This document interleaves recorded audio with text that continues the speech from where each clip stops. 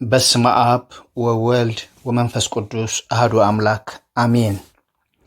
بمخنيات عرفتي قدوس أبونا حمشاي باتراريك قداماي كيرلوس أورثودوكس بيتي كريستيان توهدو إيرترا عرفتي بمقبار صولوتو من برخيتو من أمالادنوتو من نهزبنان نبيتي كريستيانان نهاجرنان እግዚአብሔር أملاخ يكافل زوم قدوس أبو ጎድሎም ወዲኦም ጉዮኦም ወዲኦም ናብ ዝተነበረሎም ኣኽሊል ዓወትና ምጭባጥ ናብ እግዚአብሔር ኣምላኽና ዓሪፎም ኣለዉ።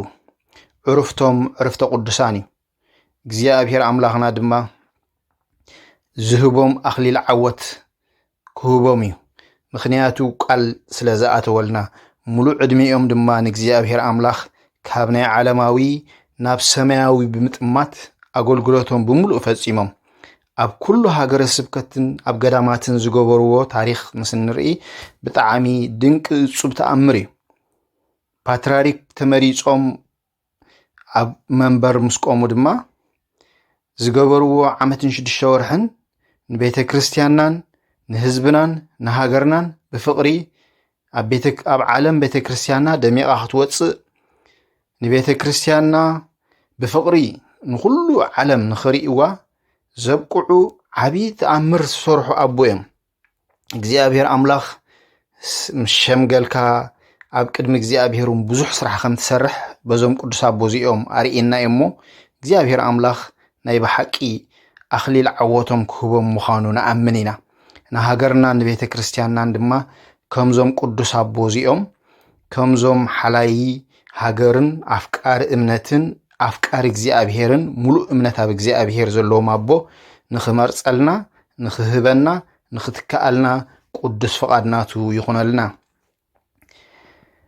ማርያም ሃዘነ ልቦና ታቀልል ማርያም ሃዘነ ልቦና ታቀልል ሃዘነ ልቦና ሃዘነ ልቦና ሃዘነ ልቦና ሃዘነ ልቦና ታቀልል ማርያም ናይ ልብና ሓዘን ተቅልልያ ማርያም ናይ ልብና ሓዘን ተቅልልያ ናይ ልብና ሓዘን ናይ ልብና ሓዘን ናይ ልብና ሓዘን ናይ ልብና ሓዘን ተቅልል